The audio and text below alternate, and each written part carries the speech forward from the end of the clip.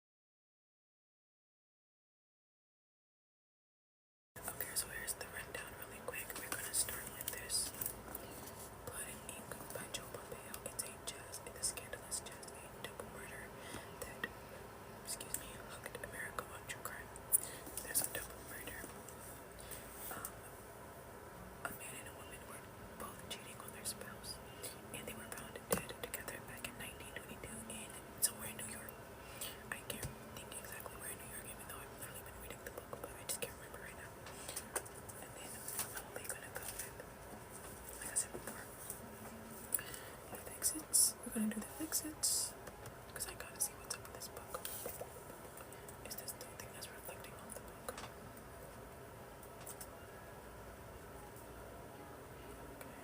Okay. The exits, and then we're probably gonna do Swarm of Bees by Lemony Snicket and Rilla Alexander because I have no idea what it's about. It says, "You are so angry, what will you do?" Okay, that's interesting. And then we'll go from there. That'll probably be the live. Because like I said, I gotta get up early. So I already know how I am in the morning. I can get up once I've gotten up, but the getting up, I can wake myself up once I've gotten up, but the getting up in the first place is the hard part. Especially if you're cold and you're cozy and you're gonna get out of the bed to go stand on your feet. So yeah. Let's start with Blood and Ink. So right now, I think we are.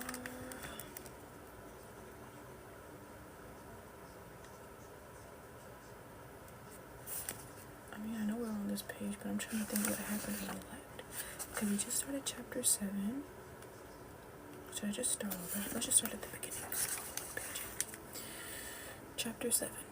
Billy Goat, Billy Goat. One of the first tasks for the authorities was to stitch together a timeline of Edward and Eleanor's movements. They established that sometime between 7 and 7:30 on the night of the murders, Eleanor ran into her neighbor, Millie Obie. She asked Millie's opinion on the new polka dot dress she was wearing. She'd made it herself, trimmed with the same ribbon Edward had used to tie Christmas gifts for Eleanor. Millie had owned a phone that Eleanor sometimes used, told Eleanor that Edward had called earlier that afternoon and left a message. Eleanor went home, where she saw Charlotte preparing to leave for a visit with her aunt. Eleanor found a nickel to call Edward from a payphone at the grocery store around the block, telling Charlotte to wait for her. The grocer overheard Eleanor planning to meet someone. Minutes later, back at the house, Charlotte was already gone, never to see her mother again. Eleanor then caught a trolley a few blocks away. So Eleanor is the wife of the man that was her husband was cheating on her, and the man he was cheating he was cheating with, they were both found dead. So she's being suspicious the night before they were both found dead.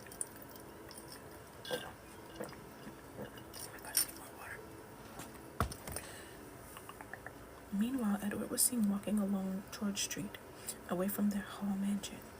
It's a fine day, isn't it? Wait a minute.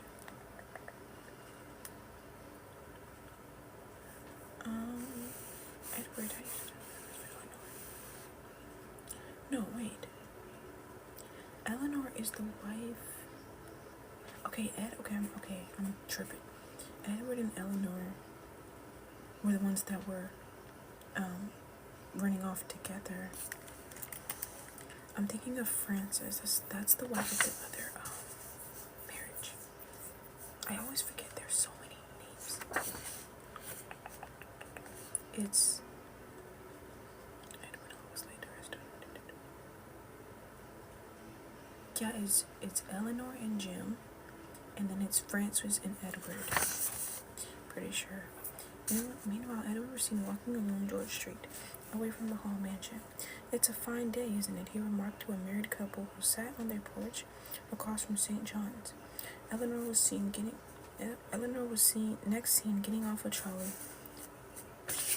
at the end of the line on Easton Avenue, near Brooklyn Park. Witnesses placed Hall in the vicinity around the same time. One woman swore she'd passed both separately within minutes of each other. Around 8 p.m., each was walking in the direction of the Phillips farm. Eleanor in a dreadful hurry, Edward with his hands in his pockets. Numerous people who lived near the farm described hearing shrieks and gunshots a short while later, although there was little agreement on the exact time. 9 o'clock, 11:30. One resident, Norman Tingle, who had been stargazing with his wife, recalled hearing 3 or 4 shots between 10:15 and 10:45. They were fired within a half minute of one another, he told Beekman and Taunton. Norman's wife, Nettie, thought she heard a woman screaming right before the shots rang out. The incident transpired shortly after they'd seen a shooting star, which Nettie believed was a harbinger of death. Somebody has gone west, she had said. As the days turned into weeks, officials still had no idea what happened in those dark fields or why.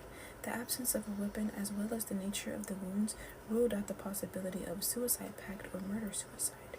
Frances and her handlers insisted it must have been a robbery gone awry. Edward's gold pocket watch was missing, and no cash was found on his body, even though he was known to carry cash. The authorities entertained a different theory, which took shape as the investigation progressed into the fall. They posited that the unoccupied but still furnished farmhouse on the Phillips property, about 75 feet from the crabapple tree, had served as a trysting spot. Someone or some people followed Edward and Eleanor to the farm. A confrontation ensued. It turned physical, accounting for scratches, and the coroner had noticed on Eleanor's face and Edward's hands. Amid the scuffle, a pistol was drawn. Screams, shots, silence. Afterward, Eleanor's throat was cut and the bodies were staged. It was a crime of anger and vengeance, but also of intimacy. Yeah, because their letters were, they wrote love. In case you weren't here before, Eleanor and Edward, which is the two people that were found dead under the tree, they were writing love letters back and forth, and they put a little excerpt in here of the love letters, and they were so passionate and so beautiful. So yeah. Evidence emerged to suggest the killings had taken place where the bodies were discovered. The prosecution had ordered a soil analysis from the laboratory of E.R. Squibb and Sons, known today as Bristol Myers Squibb. If the carotid arteries of a person weighing 129 pounds were severed after the heart had stopped beating, the Squibb report found, the volume of blood shed under these conditions might be as little as 1 pint. The fact that only 0.8 of a pint of blood was found in the soil on which the bodies of Reverend Hall and Mrs. Mills were found is very good evidence that Mrs. Mills was shot before her throat was cut. What's the point in doing that? Nor is it likely that we would have found 0.8 of a pint of blood in the soil if the bodies had been transported to the spot after the murder. What catalyst has set the grisly chain of events in motion? Investigators focused on one of the love letters discovered with the bodies, which they believed Eleanor had left for Edward the morning of the murders. Had someone found the note and read it before Edward did? Was this the final indignity for one of their spouses? Perhaps, but there was no witnesses or evidence linking Frances or Jim to the crime scene. Willie Stevens vouched for his sister's statement. The Hall's gardener and handyman Peter Tumulty, a sturdy guy with white hair, confirmed that neither of the Hall's cars had been used on the night of the murders. Frances came under suspicion for sending the coat she'd worn that night to a cleaner in Philadelphia, but it turned out she'd had the coat dyed black as part of her mourning wardrobe, and the employee who received it didn't see any bloodstains. As for Jim, he'd conversed with his downstairs neighbor at 9 p.m. and was seen purchasing a bottle of soda water at the corner store near his house around 11. Charlotte confirmed Jim was home when she went to bed around 10:15 after she and Daniel had returned. I think Daniel is her brother. Had returned from visiting their aunt. Yeah, that's her brother. She said there was nothing unusual about her father's behavior. Francis's brother did not escape suspicion. It just so happened that Henry, now nearing his 53rd birthday, was an expert marksman. A graduate of Rutgers College, Henry had gone into the arms and ammunition trade after working as an engineer for a bridge company. His job involved going out on the road for Remington Arms and demonstrating shotguns. That is very suspicious. His job is to shoot guns. But why would Francis's brother? She must have got him to do it so it wouldn't be obvious, because that's his wife. She's his wife. She's the man's wife that got killed. Oh my gosh. Francis is going down and so is the brother. I feel like it's him. It's too early to say though. Later in his career, he operated a shooting school at Atlantic City's $1 Million Pier. Henry had retired from the arms business in 1920, but his home in Lavalette, a toothpick of a town separating the Atlantic Ocean from Barnegat Bay, boasted a gun room. Henry was a consummate outdoorsman, 5'8", with a ruddy face, thick graying hair, and a black mustache not quite as robust as his younger brothers. Henry and his New England-bred wife, Ethel, enjoyed their quiet life at the beach with Henry's 18-foot boat. They'd recently given up a Manhattan apartment in order to live year-round in their 12-room oceanfront colonial. It was the largest house in Lavalette, filled with brass lamps and expensive paintings and the smell of burning driftwood, as well as books on astronomy, birding, and hunting. Henry was fond of trap shooting, but he said it had been nearly 20 years since he'd fired an ordinary revolver, and he swore he'd never fired an automatic, the weapon believed to have killed his brother-in-law. Henry's alibi placed him about 50 miles southeast of the murder scene, on the beach of Lavalette. He was fishing there until 10:30 with several other locals who could vouch for his whereabouts. 2 days later, on Saturday afternoon, he'd barely gotten a line out when station agent from town approached him on the boardwalk and placed a telegram in his hand. It was from Henry's cousin, Edwin Carpenter. Edward had been killed. Henry ran back to the house, got dressed, and caught the first train to New Brunswick. At a transfer station, newsboys were hawking that afternoon's edition of the Daily Home News, hot off the presses. The murders were all over the front page. That was the first I knew of it, Henry told prosecutors, referring to the fact that Edward's death was a homicide. Willie, 50 years old and an inveterate bachelor, also owned a firearm which he kept under lock and key inside 23 Nickel Avenue. There were conflicting reports as to whether it was a .38 or .32, the latter being the type of gun that fired the fatal shots. In either case, it didn't matter. Willie's revolver was corroded and the firing pin had been filed off, rendering it useless. Willie aroused the authorities' interest nonetheless, if only because of his oddball nature. For starters, there was Willie's decidedly juvenile fascination with firefighters. He visited them daily at the headquarters of Hook and Ladder Code No. 3 to play cards or run errands or shoot the breeze. With the modest allowance that Willie received from the family trust, he treated the firemen to steaks and helped them cook dinner. He was considered an honorary member, permitted to ride in a fire truck on occasion, to try on their uniforms and to march in their parades, proudly carrying an American flag that he'd brought with them. When a major fire broke out at a grocery store, Willie was seen running down the steps of the Hall mansion to battle the conflagration, only to be summoned back inside like a child. Because you're not a firefighter, buddy. You gotta get out of the way. Allegedly, he once started a small fire in his own backyard, donned a helmet, and valiantly extinguished the blaze. Why is he so obsessed with firefighters? It was Willie again. Willie, 50 years old, and inveterate bachelor. Wait, who is this guy again? Henry's alibi. He was fishing there.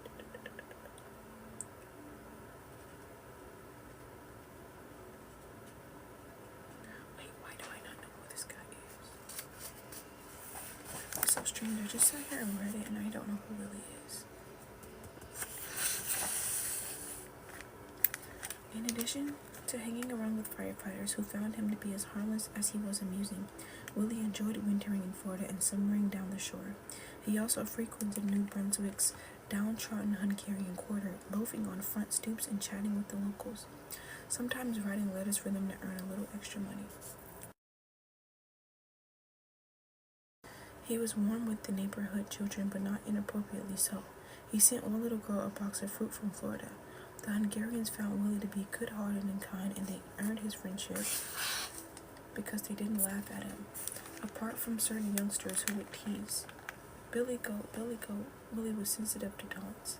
Sometimes he would storm out of the fire station yelling, "I am not coming in here anymore," only to come crawling back the following day. He cut a dust-like figure in the newspapers, which evoked such phrases as the subnormal individuality of Fireman Willie Stevens. Prosecutors similarly described Willie as having the mind of a child. I understand. Willie may have been childlike, but he wasn't stupid. The books in his bedroom included tomes on engineering, botany, entomology, metallurgy, and other esoteric subjects. Metallurgy? Metallurgy, I've never seen that one before, but I'm guessing it has to do something to do with metal. And other esoteric subjects, which Willie studied while puffing his pipe. He had an impressive memory, whether reciting the history of an old Spanish chapel or rattling off the Latin names of flowers. It was a fascinating mind, but in 1922, the study of the mind was inchoate. A widespread clinical interest in developmental psychology didn't begin to take hold until the end of the decade. A new term, autism, first emerged in the late 1900s, referring to a subset of schizophrenia. It wasn't until the 1940s that the disorder and its close cousin, Asperger's syndrome, were first explained as we know them today. Willie, in retrospect, may well have fallen somewhere on the spectrum, but without a nuanced vocabulary to describe his intellectual capacity, people generally regarded him as a wackadoo.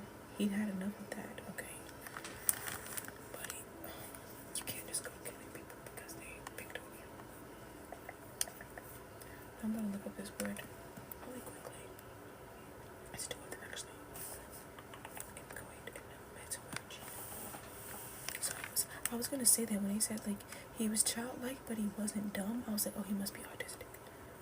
I was like, why is he so obsessed with firefighters? Like, why is he obsessed with firefighters? Now I get it. It's because he's autistic. That's why he's obsessed with firefighters. That's his special interest. Okay, yeah, what does that mean and how do you say it? I think it's inchoate.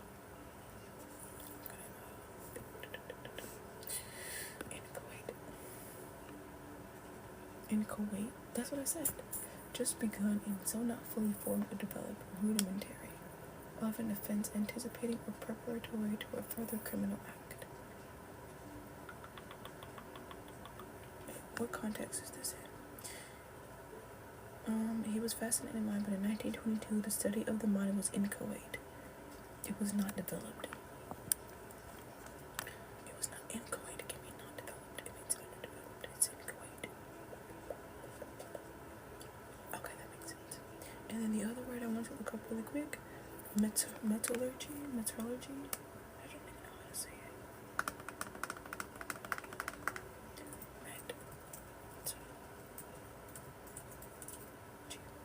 Meaning and pronunciation.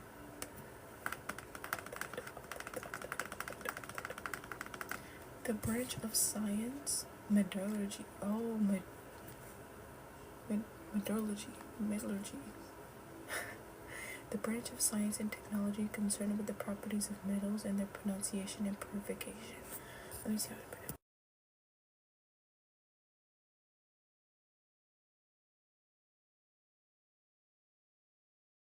it. I look, you said it right the first time, but I thought it sounded too choppy. Metallurgy. The branch of science and technology concerned with the properties of metals and their production and purification. So it branch of science and technology. Metallurgy. Okay, good vocabulary. On the afternoon of September 29th, following a 90-minute interview with investigators, Willie emerged from the courthouse in downtown New Brunswick, escorted by 2 detectives. He stopped to address the assembled journalists. I want you fellows to understand that I don't want to be referred to as Willie anymore. He said, you must address me either as William or Mr. Stevens. I'm not a half-wit, as you have been saying, and I'm not a sissy. Willie pulled from his pocket what one newspaperman described as manly-looking and evil-smelling, a briar pipe as one would want to see. He thrusted it in front of the reporters' noses. Smell that. Pipe or no pipe, there was no denying that Willie was coddled by his younger sister and unable to control his own finances. The $150,000 he was said to have inherited from his mother had been put into a trust at Henry's suggestion. Detectives were told that Edward Hall controlled Willie's meager weekly stipend, and that he and Willie had quarreled over it. They also heard talk of suspicious comments Willie had made. Days after the bodies were found, he popped into a cigar store and said to the owner, "I want you to deny any rumor you heard regarding our family." In another instance, the day before the bodies were found, Willie was gabbing with Captain Michael Reagan at Hook and Ladder Co. Number 3. Reagan remarked that things were slowed around town. Willie replied something to the effect of, "Maybe they are now, but something big is going to pop soon."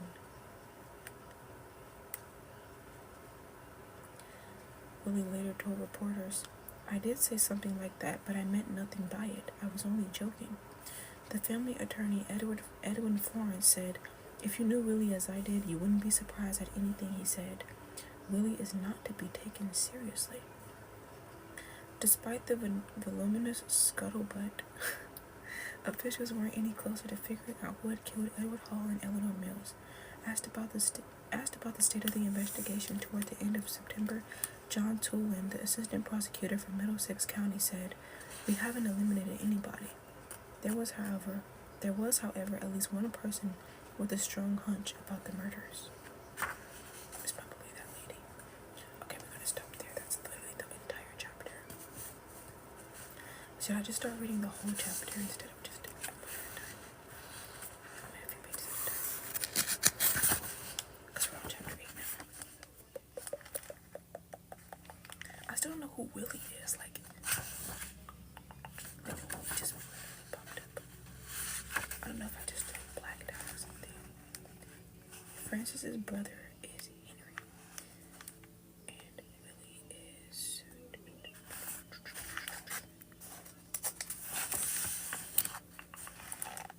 I'm trying to figure this out really quick.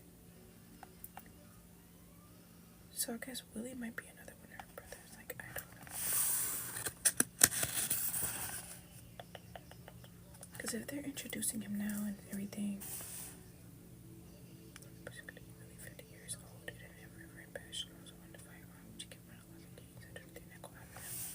I'm so confused. I don't know who this guy is. I feel like he just popped up.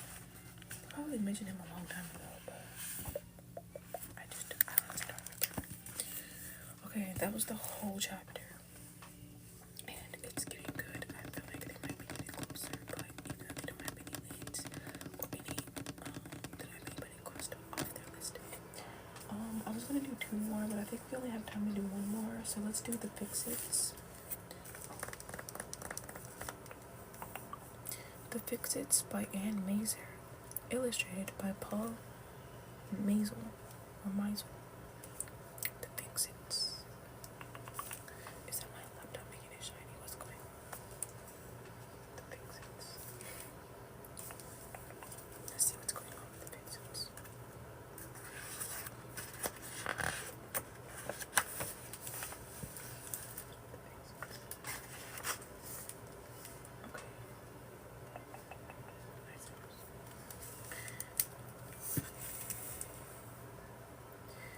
One day, the Fix-Its arrived. 888 Teapot Drive? What can we fix for you today, kids? Augusta held out a cracked plate. It was an accident, she shrugged. It's our mother's favorite, I added. We're the Fix-Its. We fix anything. Accidents happen. We take care of them.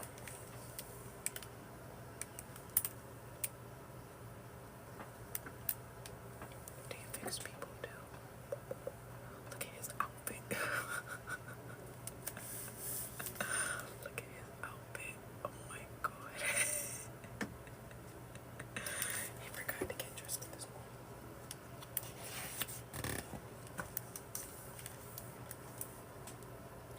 Uh-oh, said Ed.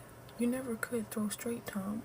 Easy does it. Accidents happen. We can fix it. Just give me a broom and some glue. He tried to throw him the plate. Is this a joke?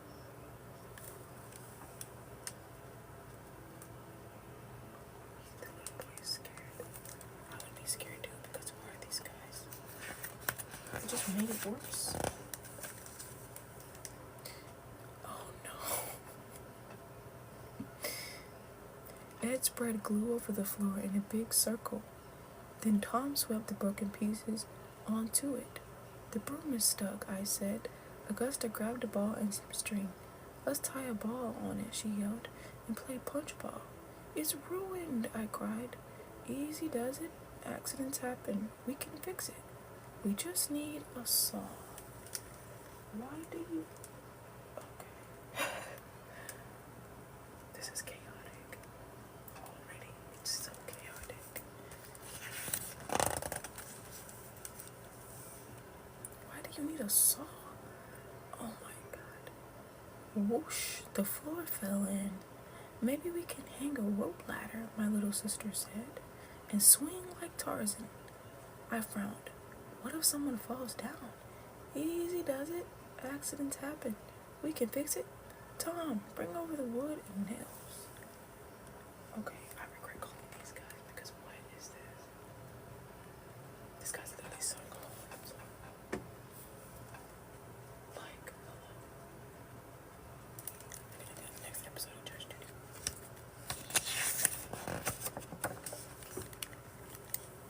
Okay, this is getting out of control.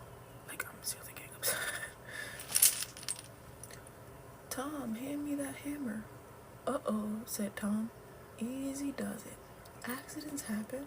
We can fix it. Give me that wrench. Look at the boy, he's so frightened. And she doesn't care. She's just carefree and he's just scared. Oh my gosh. I'm not a big fan of whatever this is. I thought this was going to be a fixing things book. Oops, said Ed as the wall crumbled. Augustus' eyes lit up. Let's build a tunnel. Mom won't like it, I said. Easy does it. Accidents happen, said Ed. We can fix it. Just hand me a couple of 2x4s. Mind you, they're here to fix a plate. A piece. They're here to fix a dinner plate. By the way, just so you know, even the dog has a bone. You're gonna need a whole new house after this. Whoops, first of all, he's eating a sandwich.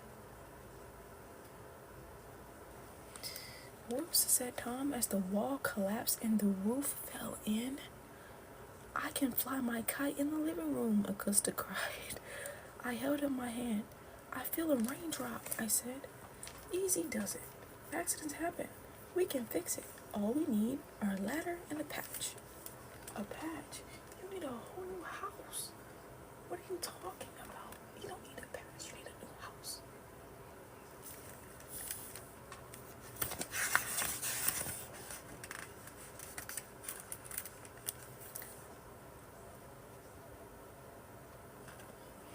King of the mountain, my little sister yelled. Whee!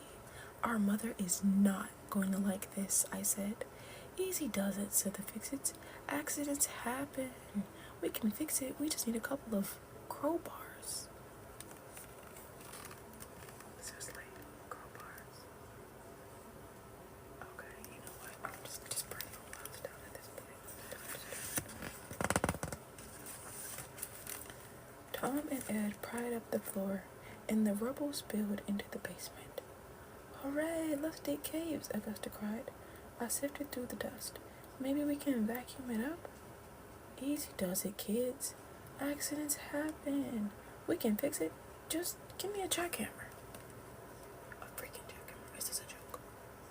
Sir, we asked you to fix a plate. We asked you to fix a plate. A plate. That's all you had to do. Oh my gosh. These guys are not a bunch of by the way. Uh-oh, said the fix-its. Landslide, yelled Augusta. Accidents happen, said the fix-its. We can fix your house. Easy does it. No, Easy doesn't do it. Look at this house. It's in a pile. Oh my god. The fix-its ran to their truck. They pulled out an egg beater, a lawnmower, a knife, a fork, a typewriter, a clock, a pail, a pair of scissors, and a camera.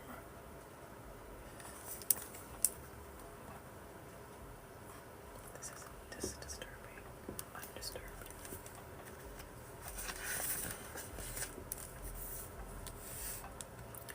Our mother drove up.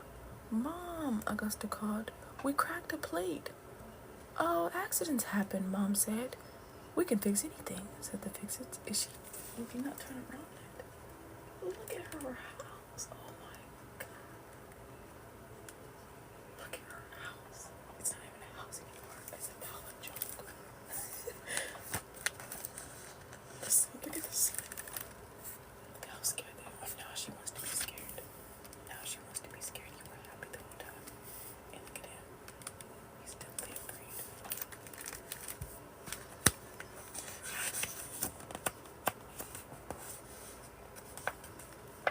Oh my gosh, that's the end. Oh no, that's the last page. That's the end. I'll stay with the book. She doesn't even notice. All she went to the store to do was go grocery shopping. She should have just took the kids with her. Because they absolutely demolished her house. The Pixies. They are not the Pixies. They are not the Pixies at all. That was just horrible. That was so unsatisfying. Instead of fixing everything, he literally just made everything. All he had to do was put some glue on the plate. He threw it and it broke.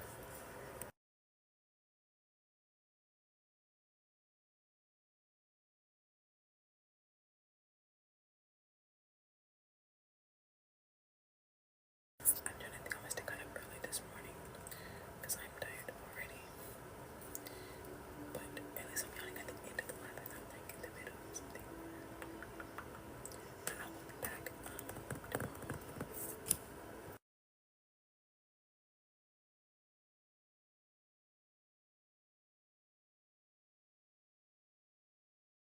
I will be back tomorrow.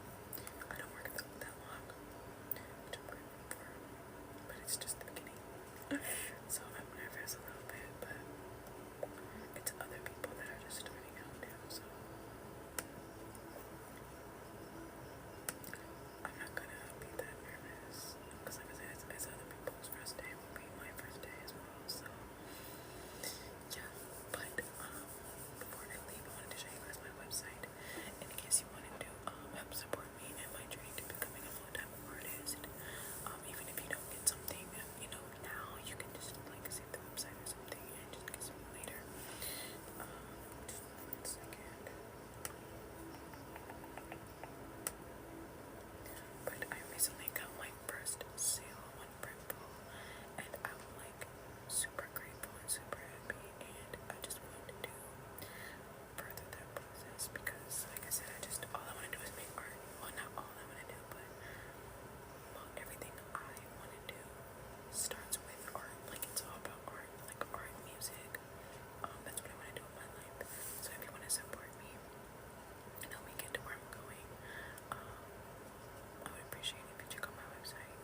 And I'm going to show you now what it looks like.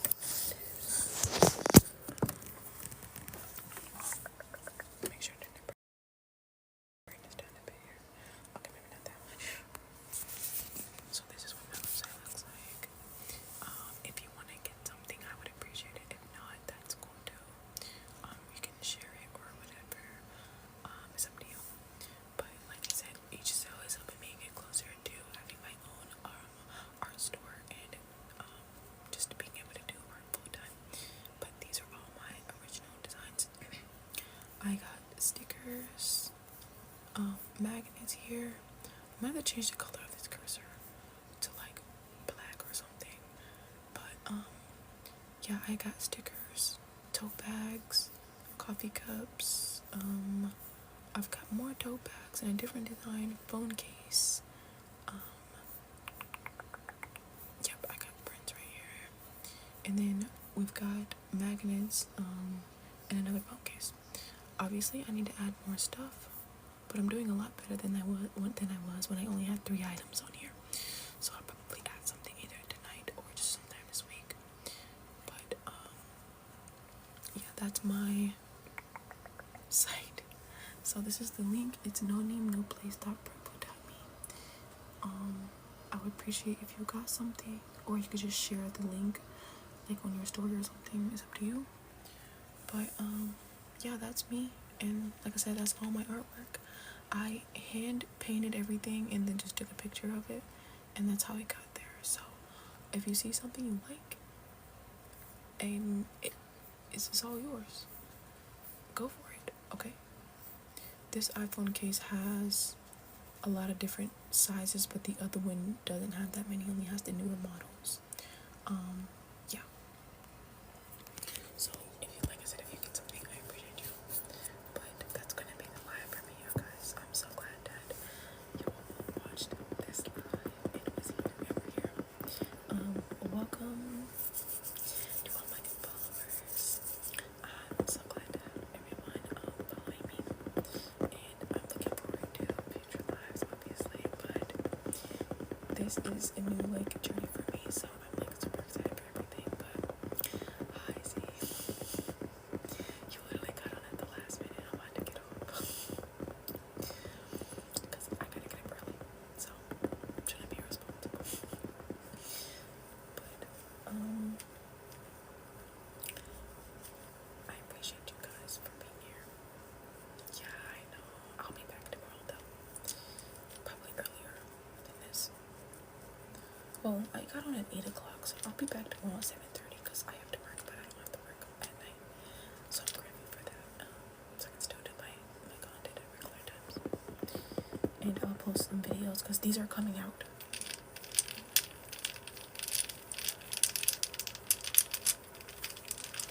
So I'm gonna post some videos. But anyways, make sure you guys follow me, subscribe to the YouTube channel, same name and everything, and you got my website. Make sure you check out my products, and yeah, I'll see you guys tomorrow. And I'm about to make some videos right now, so make sure you check out